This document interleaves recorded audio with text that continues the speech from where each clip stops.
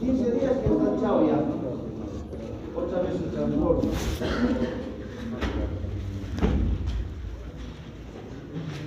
Nuestro presidente no es capaz de gestionar una chapa.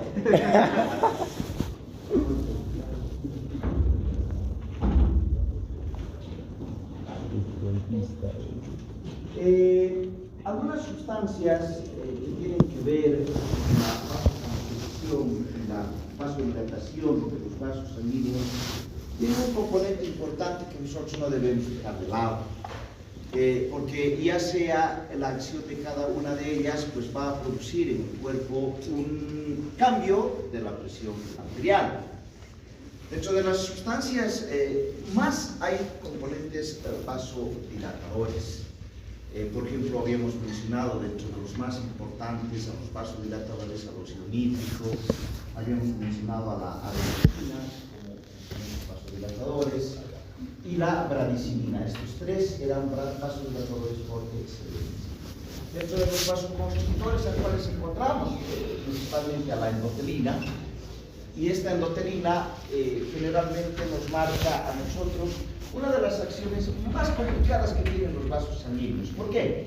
Porque la endotelina 1 es liberada por las células del endotelio de los vasos sanguíneos. De ahí viene la palabra endotelina, en respuesta a varias señales químicas y estímulos mecánicos.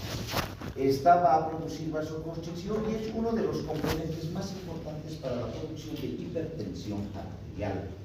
En realidad, la endotelina o la hipersecreción de endotelina en los vasos sanguíneos se da y se produce la hipertensión arterial, igual que un componente importante que es el oxígeno. Mucho oxígeno produce vasoconstricción y mucho dióxido de carbono va a producir vasodilatación. ¿Ustedes lo tienen? ¿Qué teníamos que averiguar para hoy? ¿Qué función tiene la angiotensina 1? La angiotensina 1. Entonces, esa óptica vamos a hacer cascar. Eso es muy interesante. Sí, esto, ¿se acuerdan? Bueno, esto lo vamos a pasar rapidito, porque ¿se acuerdan de uno de nuestros componentes más importantes, que era el óxido nítrico, que era el vasodilatador por excelencia? Y que este provenía a partir de ¿qué? Bueno, en realidad provenía a partir de la nitroglicerina, ¿se acuerdan ustedes? ¿No es verdad? Y que justamente era muy importante, muy beneficioso para el tratamiento de una angina de pecho o también de un paciente que tenga posibles infartos o infarto agudo del miocardio, ¿no? Esto me parece muy importante recalcar en ustedes, hablando justamente de la vasoconstricción y vasodilatación de los vasos sanguíneos. A ver, chequen la respuesta vasodilatadora a la obvio. Cuando yo tengo hipoxia, ¿qué pasa con mis vasos sanguíneos? Entran en vasodilatación por un mecanismo compensatorio, lógico, ¿sí? Pero lo que me llama la atención es de que en el 99% de los vasos sanguíneos entra en vasodilatación. Pero hay una excepción, que son los vasos de la circulación pulmonar. Cuando hay hipoxia, los vasos de la circulación pulmonar entran en vasoconstricción como un mecanismo compensatorio. ¿Por qué entraría en vasoconstricción la circulación pulmonar en hipoxia? ¿Por qué tendría que entrar en vasoconstricción? ¿Qué dice? ¿Por qué creen? Doctor, tal vez para tratar de retener el oxígeno que aún queda en los vasos sanguíneos, que estos no se fuguen durante el intercambio gaseoso. Cuando hay intercambio gaseoso y hay vasoconstricción, ¿el intercambio sería mejor? Sí. No. ¿Por qué? Porque el flujo es más lento. Y al ser más lento el flujo, ¿hay un mejor intercambio? Sí. Por eso es de que los vasos pulmonares en hipoxia entran en vasoconstricción. ¿Lo tienen? Es una excepción. Es una excepción sumamente importante que ustedes la tomen en cuenta. ¿De acuerdo? Dice entonces la vasoconstricción pulmonar, ¿sí?, hipóxica, fue descrita hace más de un siglo. Se presenta como un fenómeno adaptativo exclusivo del pulmón. en hipoxia, en el que las arterias pulmonares pequeñas sufren vasoconstricción que produce redistribución del flujo de áreas pobremente oxigenadas en el pulmón. Ya vamos a ver con ustedes más adelante, ya de aquí un cachito, ya la siguiente semana yo creo, cuando veamos pulmonar, que el pulmón tiene 3 zonas, zona 1, zona 2, zona 3. Ustedes conocen el pulmón, tiene un vértice, un cuerpo y una base. El vértice es la zona 1, el cuerpo es la zona 2 y la base es la zona 3. Y ahí vamos a hablar de algo bien bonito que ustedes necesitan saber, que es ventilación, perfusión.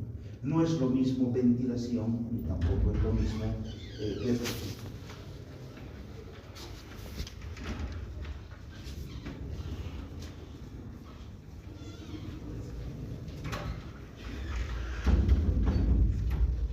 Oye, cuates, 10 y 12, yo digo y 14, chao. Let's go.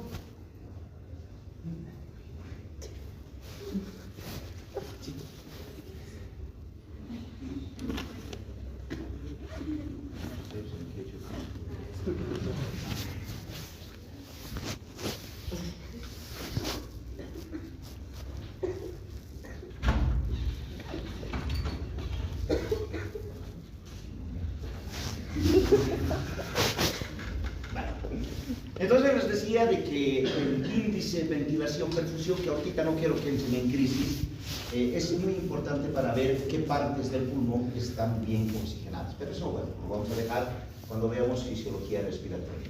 Pero por lo menos quiero que hablen o que sepan de la vasoconstricción del pulmón. ¿De acuerdo? Bien. Esto ya lo hemos visto, ya lo hemos checado. Para el día de mañana tenemos nuestra tarea, entonces, que es, de acuerdo a estos valores, ¿con cuál nos vamos a agarrar para el examen? ¿Nos vamos a agarrar de la OMS? Nos agarraremos, ¿no? Porque es el que creo que más maneja, ¿sí? ¿A qué me refiero? La tarea del día de mañana consiste en que ustedes me averigüen, ¿sí? De acuerdo a estos grados, obviamente de hipertensión, ¿sí? ¿Cuál es el mecanismo de tratamiento que existe? No sé si se acuerdan, la última clase que hemos pasado, les había mencionado de que existen la acción de 1, 2 o 3 fármacos dependiendo del grado de hipertensión. Entonces, eso quiero que me averigüen. Ahora, el nuevo esquema de tratamiento para la hipertensión arterial me dice de que puedo mezclar 1, 2 o 3 fármacos. ¿Sí? Entonces, más o menos me dicen, doctor, no sé, en este grado, a ver qué se da y por qué se da, ¿de acuerdo? Para que nosotros tengamos una idea y ustedes siempre sean unos aviones. ¿De acuerdo?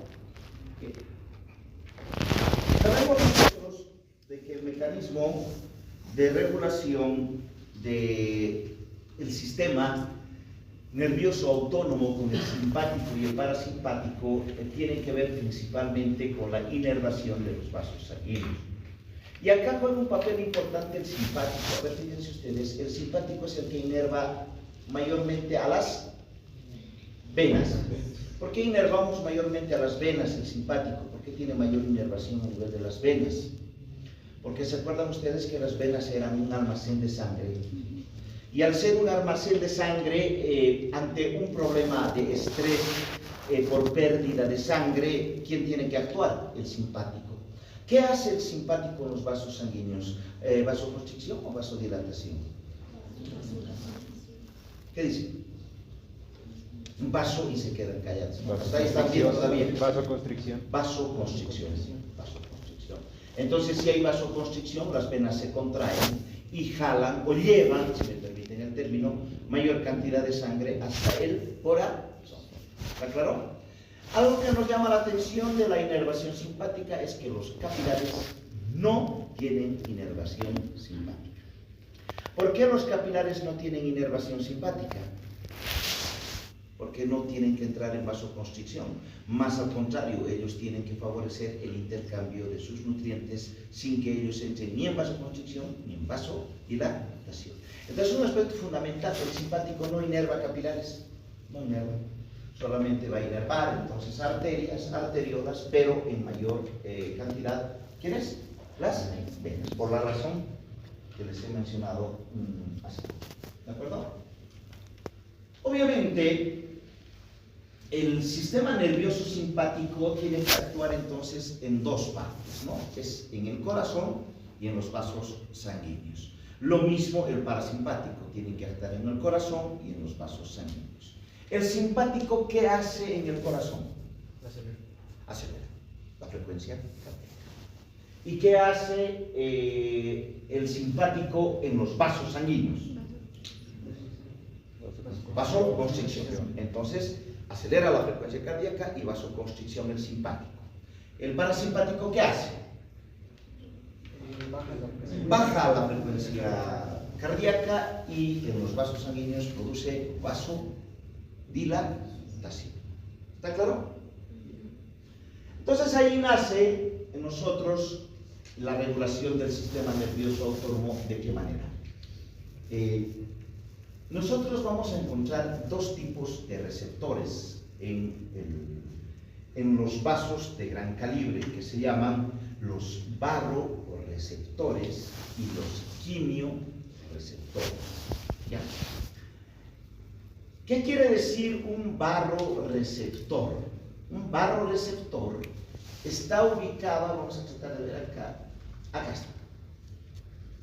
Un barroreceptor es aquel que se va a encontrar en el callado de la aorta y el seno carotídeo. Acá, estos barroreceptores también se van a encontrar los quimioreceptores. Para su suerte, se encuentran en el mismo lugar. Los barroreceptores, van a actuar cuando la presión arterial está aumentada. Y los quimioreceptores van a actuar cuando la presión arterial está disminuida. Primero hablaremos de los barroreceptores, ¿de acuerdo? Les cuento de que hemos dicho que los barroreceptores actúan cuando la presión arterial está alta. Entonces, ¿qué harán los barroreceptores? Van a bajar la presión arterial. ¿Cómo van? Ellos van a detectar, obviamente, si son el callado de la aorta y el seno carotídeo, los lugares donde se encuentran estos receptores. La lógica me dice de que estos receptores van a percibir la presión parcial ¿de qué? De oxígeno. Entonces, cuando esta está aumentada, ¿sí? Cuando esta está aumentada, estos van a mandar señales, principalmente los del seno aórtico, los del callado de la aorta, van a mandar señales por dos tipos de nervios importantes al tracto solitario. Estos dos nervios se llaman el nervio de Hering y el nervio glosofaríngeo. ¿Sí? Estos van a mandar señales diciéndole al tracto solitario de que tenga que mandar dos señales, una al corazón y otra a los vasos sanguíneos, ordenándoles ¿qué? En este caso, ¿qué le va a ordenar al corazón el tracto solitario? ¿Que aumente o que disminuya la frecuencia cardíaca? Que disminuya la frecuencia cardíaca. ¿Quién disminuye la frecuencia cardíaca? ¿El simpático o el parasimpático? Parasimpático. El parasimpático. ¿Con qué nervio importante es relacionado al corazón? Con el vago. ¿Okay? Entonces, ¿qué va a hacer mi vago? Mi vago va a disminuir la frecuencia cardíaca. ¿Sí? Disminuye mi frecuencia cardíaca. ¿Y qué va a hacer mi tracto solitario con señales aferentes a los vasos sanguíneos? Vasodilatación. Y listo, ya está. Se soluciona el problema. Baja la presión arterial. ¿Está claro? Entonces, la pregunta es, un paciente que es hipertenso, digamos que tiene una crisis hipertensiva muy marcada, ¿qué les parece si yo le hago un masaje carotídeo? Porque yo podría decir, perdón, no te voy a tocar, pero ¿qué tal si yo hago esto? Le masajeo el seno carotídeo en ella. La lógica me dice, de que yo regularía la presión arterial en mi paciente. ¿Lo haría? Sí. ¿Yo mismo? ¿Sí? ¿Sin asco? Depende. Solo en emergencia. ¿Depende de qué? Primero, ¿será que ella es hipertensa? Hay un muy bajo porcentaje de que ella sea hipertensa. ¿Por qué? ¿Por qué? Por la edad. O sea, muy changa para ser hipertensa. Entonces, no creo que tenga hipertensión. ¿Quiénes son los que más están relacionados con hipertensión arterial? Mayores. Los mayores, adultos mayores o a partir de los 50 años para adelante. ¿Será recomendable hacer un masaje cardíaco? ¿Por qué? ¿Por qué no? Porque como todavía es menor de edad, lo más No, mayor, ya, sí, ya, no, menores. ya hemos llegado a la conclusión de que ella no va a requerir. ¿Y acaso en los viejitos hay esto? Les cuento de que hay un estudio que generalmente los cardiólogos hacen a personas por encima de los 50 años que tienen riesgo cardiológico, que se llama determinación de placas ateromatosas en vaso sanguíneo callado de órgano. Seno carotídeo. ¿Me dejo entender? Hay un estudio que está comprobado que la mayor parte de las placas ateromatosas se van aquí. Acá. Seno carotídeo. Entonces, si yo le hago un masaje, suelto la placa ateromatosa y peor o no, peor, todo peor. ¿Por qué? Porque al soltar la placa ateromatosa saben cuál es el desenlace. Pues. El desenlace es lapidario, puede ser un infarto agudo de miocardio, puede ser un tromboembolismo pulmonar, o puede ser un edema agudo de pulmón y se puede morir el paciente.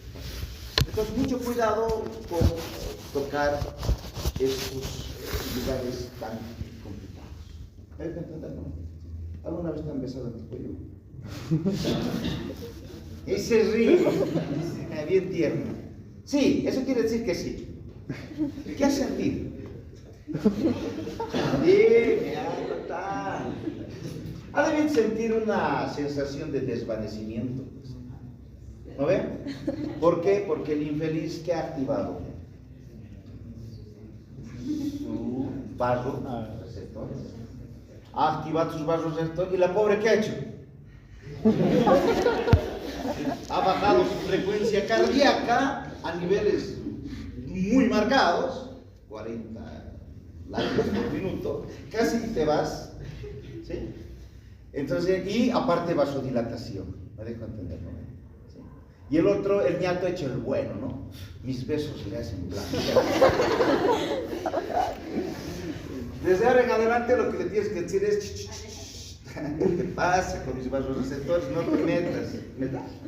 Eso le vas a decir desde ahora en adelante. Yo soy doctor ahí, no, hay otros lugares erógenos mejores, ¿no? Sí, vale. Entonces no se olviden, ¿no? Y nosotros los hombres nos creemos, ¿no? A veces hacerle casi se desmayan. Bien, entonces la regulación de la presión arterial cuando está alta me parece que es muy eficiente, muy buena con nuestros vasos receptores. Pero cuando la presión arterial está baja, mi regulación de la presión es trucha. En realidad hay tres mecanismos cuando está baja, que se llaman a corto plazo, a mediano plazo y a largo plazo. ¿Sí? Y acá quiero que dejar en claro algo. Por ejemplo, los quimiorreceptores, ¿se acuerdan que también se encontraban en el callado y en el seno carotídeo igualito que los vasos? Pero esto se activa cuando la presión está baja, es decir, cuando la presión parcial de oxígeno está baja. ¿Qué queremos hacer con esto? Elevarla. Pero mis quimiorreceptores son truchos, miren, mandan señales, ¿sí?, al tracto solitario igual. Y ellos van a mandar directamente al parénquima pulmonar, a mis músculos respiratorios, y me dicen que haga esto nada más, o sea, como un suspiro, si me permiten el término. ¿Y eso será suficiente para regular? No, pues o sea, es muchísimo, ¿sí? Muy bajo su nivel de regulación. a corto plazo. Entonces ahí nace el otro mecanismo de regulación, que sería el sistema renal. Ahora sí, esto ya lo hemos visto con ustedes en la última clase, ¿no ves? Antes de irnos, ¿sí? Este tiene un mecanismo de regulación a mediano plazo, que sería hasta aquí. Hasta aquí. Hasta donde se produce vasoconstricción. Con vasoconstricción elevamos la presión arterial. Sí, la elevamos. ¿Verdad? Y a largo plazo sería, ¿se acuerdan que la angiotensina 2 se iba al tálamo, o perdón, al hipotálamo, y nos producía la ingesta de agua en cantidades industriales que nos daba de sed, y después se iba a las suprarrenales para producir reabsorción de sodio, y cuando reabsorbemos sodio también reabsorbemos agua. Y obviamente si reabsorbemos sodio, ¿qué excretamos? Potasio. Esta es una lógica, ¿no es verdad? Este es un matrimonio interesante. Uno entra, el otro sale, uno va, el otro viene. Es así como se manifiestan estos dos iones. Ahora, habíamos mencionado en la anterior clase que la mayor parte de los fármacos actuaban acá, ¿se acuerdan? Actuaban en diferentes partes.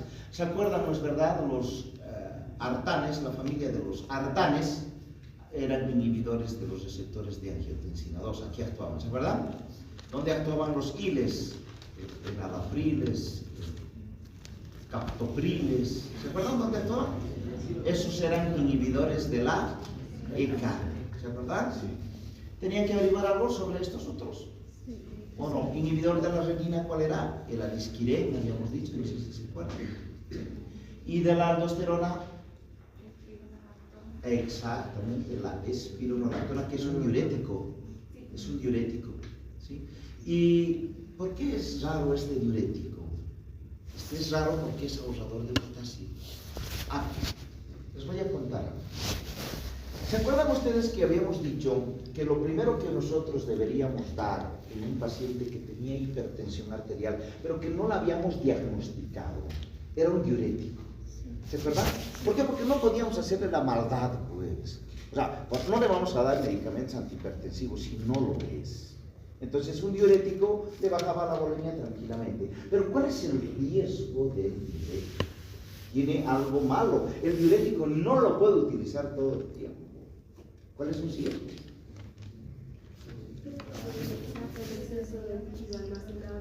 Ya, claro, lo voy a orinar. Voy a orinar, pero ¿qué orino? ¿Qué orino? ¿Qué orino que es riesgoso para mí? ¿Qué ion es el sodio? ¿El sodio? Potasio. ¿Ya? Y ¿se acuerdan ustedes que cuando habíamos visto contracción del músculo? Oye, Muser, el potasio tiene que estar bien, ni arriba ni abajo. Si está arriba, me voy a morir por flacidez.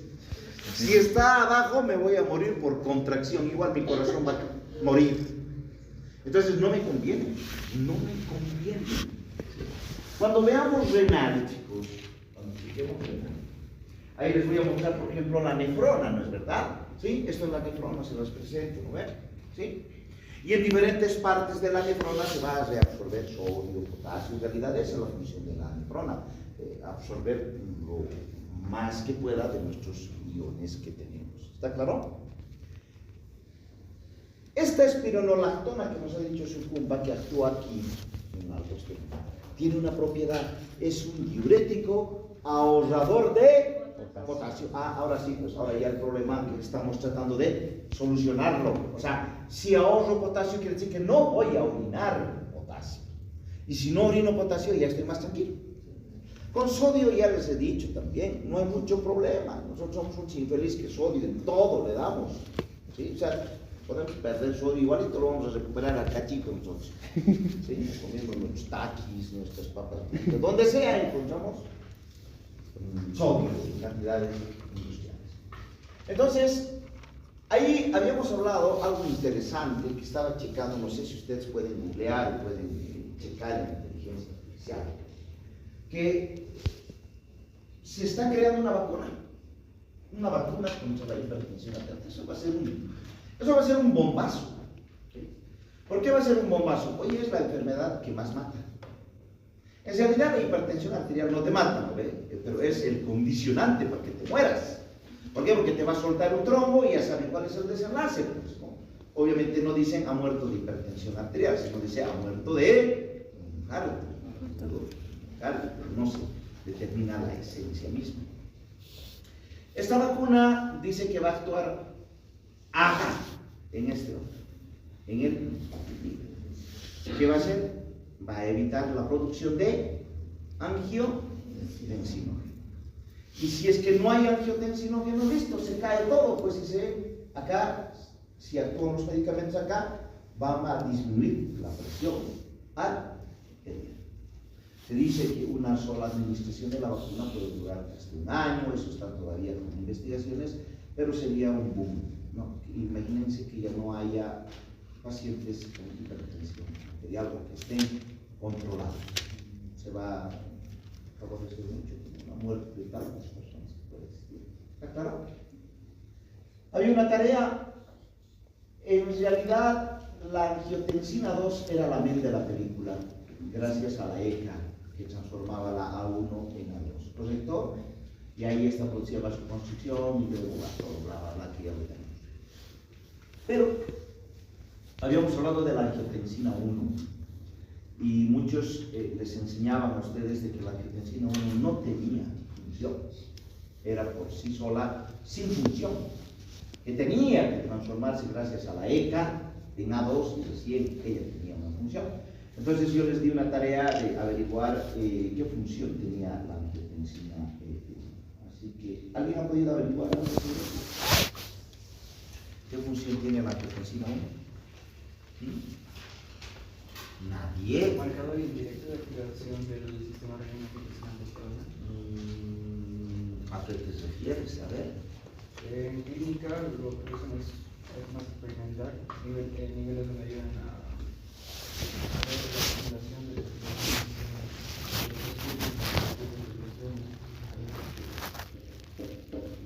Ya, caliente. ¿Animal? Era que les pregunte al inicio, nos hubieran sido, mira, yo ya hubiera estado almorzando. Nadie más. A la 1, a las 2, nadie. Y ahora nos vamos a ir. ¿Mañana me van a pagar? ¿Ya? Sí, ya sé, hasta yo estoy ya. Entonces, se dan cuenta ustedes, no, y es importante, estás caliente, ¿sí? Pero, o sea, quiero que, ¿en qué casos? ¿Sí? Está interesante lo que estás diciendo, ¿sí? Esta angiotensina 1 es sumamente importante. Muchos piden para algo, ¿ya? Y tienen que saber, ¿de acuerdo? ¿Sí? Sí o sí tienen que saber. Vale. Entonces, con lo que ustedes me averigüen el día de mañana, de que muchos fármacos, vamos a mezclar, parece, ¿no? Fármacos, vamos a sumar fármacos, dependiendo del grado de hipertensión arterial de nuestro paciente, vamos a tenerlo más claro de todo esto. Puede ser convertida en otros péptidos, que no sea la hipertensión, sino en otros que pueda provocar vasodilatación. Sí, eso quiero decir. ¿Vale?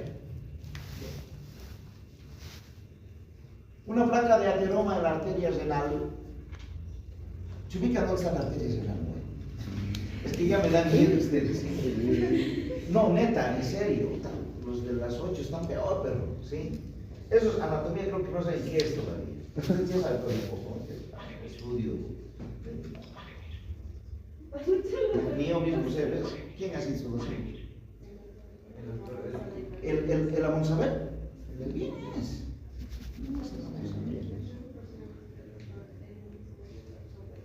La arteria renal, ¿sí?, puede causar hipertensión. ¿Quién me explica? ¿Qué pasaría si hay un ateroma en la arteria renal? Dice, puede causar hipertensión. ¿Quién me explica? Facilito. En una sola palabra me pueden explicar.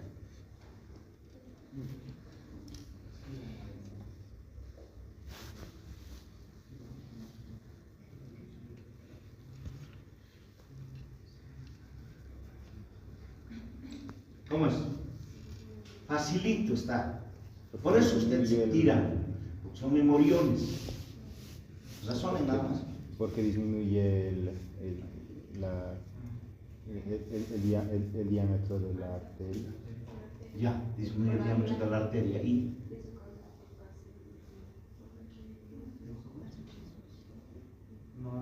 Aumenta. Disminuye la luz. Hermano. Como disminuye la luz de la arteria, pasa menos sangre, menos flujo y por ende menos oxigenación, entonces se va a activar el sistema de se activa el sistema renina-angiotensina y sube la presión arterial.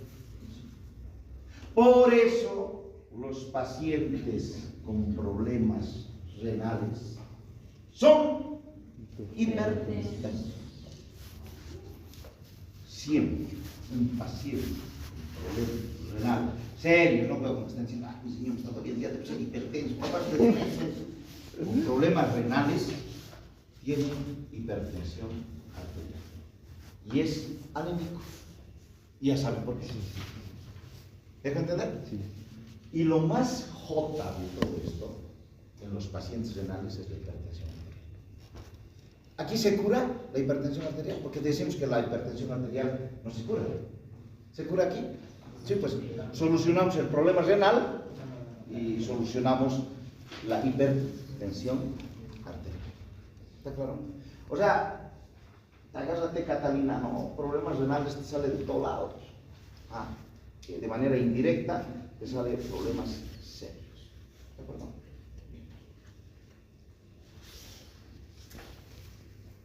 El aumento de la resistencia, porque tú hablabas de luz, me dijiste tú no. Sí, te hago valer porque también en algunos libros de fisiología hablan de luz. ¿De acuerdo? El aumento de resistencia es provocado por el estrechamiento de la arteria renal, reduce la presión, la perfusión. Ustedes han hablado de presión parcial de oxígeno. Los vasoreceptores renales secretan renina en respuesta a la hipotensión, ¿no ven? O sea, se estaría considerando como una hipotensión esto. Sí, pues, ¿no ven? Y entonces se activa todo este lío, el sistema renina, angiotensina, aldosterona y sube la presión arterial grave. ¿Está claro? Hipertensión en la insuficiencia renal. En más del 80% de las insuficiencias renales se observa hipertensión. ¿Sí? ¿Cómo explicarías la importancia de la función renal en el mantenimiento de la presión arterial? Pues todo, ¿no? Sistema renina, angiotensina, aldosterona, etcétera, etcétera, etcétera. ¿Está claro? Un paciente con daño hepático será hipertenso.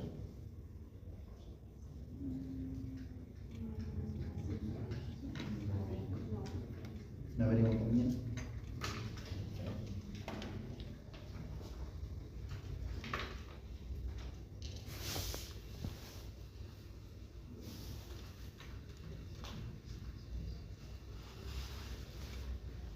Bien, vamos a quedar acá entonces, chicos.